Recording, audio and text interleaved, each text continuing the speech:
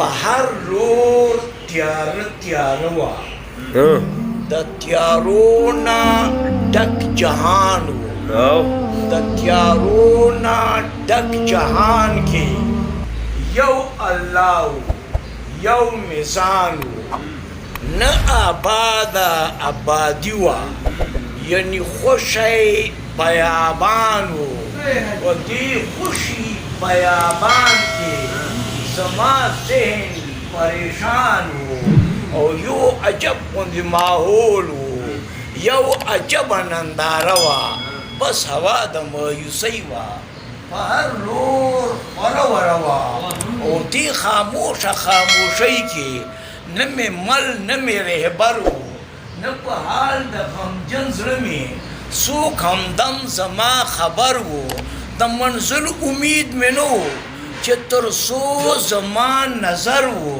هر لار ازغي ازغي وه هر طرف خطر خطر و او سره سره د دې هم یوه نوې کشاله وه کوم مقام لرم دنیا کې دا زه څه مسله وه او ناسته خلکو څخه لرې په مثال د یو فقیر وم دا یو غم زما اشنا و د دې غم څخه دلګیر وم خوشحالۍ نه خبر نه وم زه اخته د ځان په ویر وم د غمجنو په فهرست کې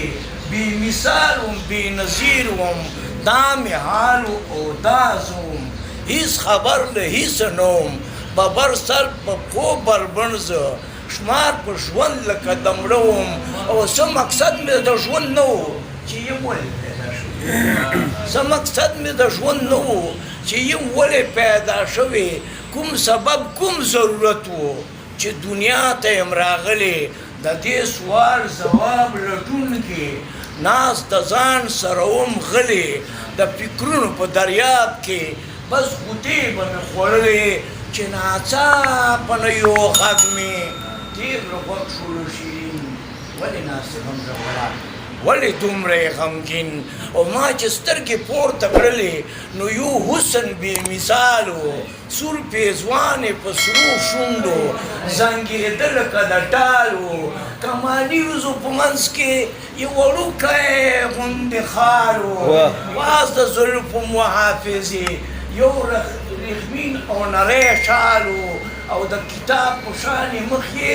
ځلېده لکه د لمر و چې آواز یې په ما وکړو دا هغه ښکلی بشر و او لکه غوړګه د چندن و لکه لخته د چینار وه که تازه تازه سپړلې یوه غوټۍ د نوبهار وه د قدرت په می مسته په خپل حسن خمار وه د سینګار حاجت یې نه و بې مینته د سینګار وه او څومره ښکلي شان یې کړه وړه څه عجبې خدې و خال و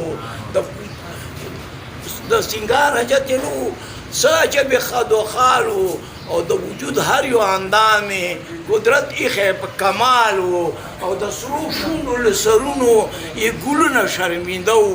له وړې وړې موسکا یې بهرونه شرمېده و د رخسارو له سرخي یې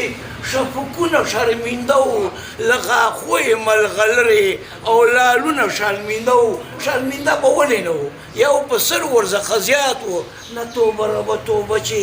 یو په زر له هر میرات و او دواړه غټې غټې سترګې یې د تورو نه تېرې وې بس دا تور کسي ترې بېل که نور د کیرو غوندې سرې وې ګو به څري د سرو اور و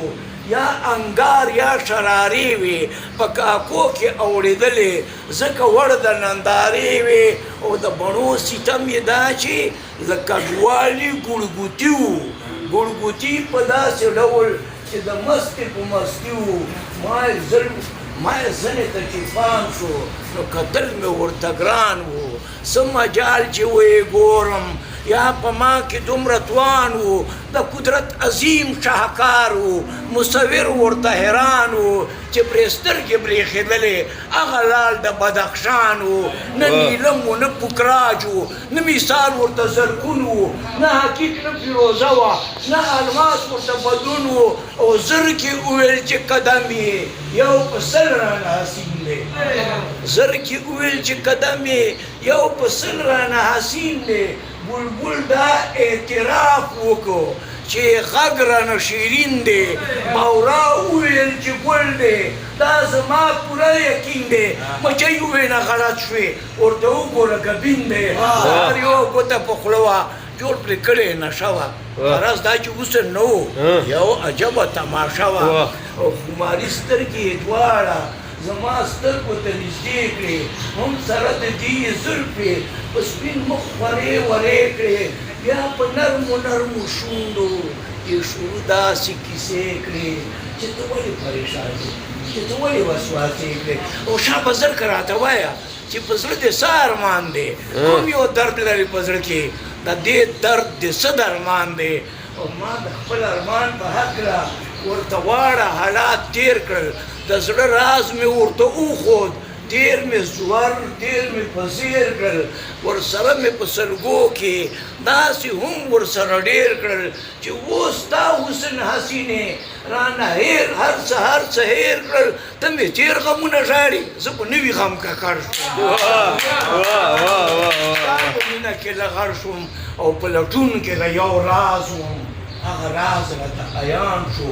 ما مقصد د ژوند مونده که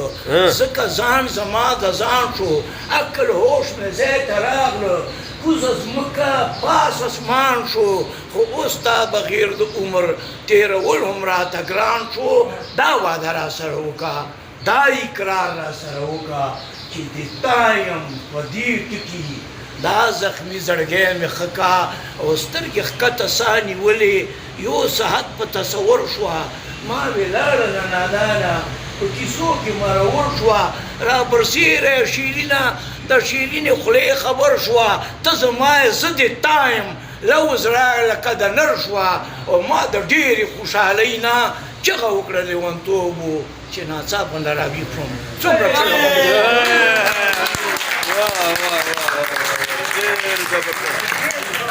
ښه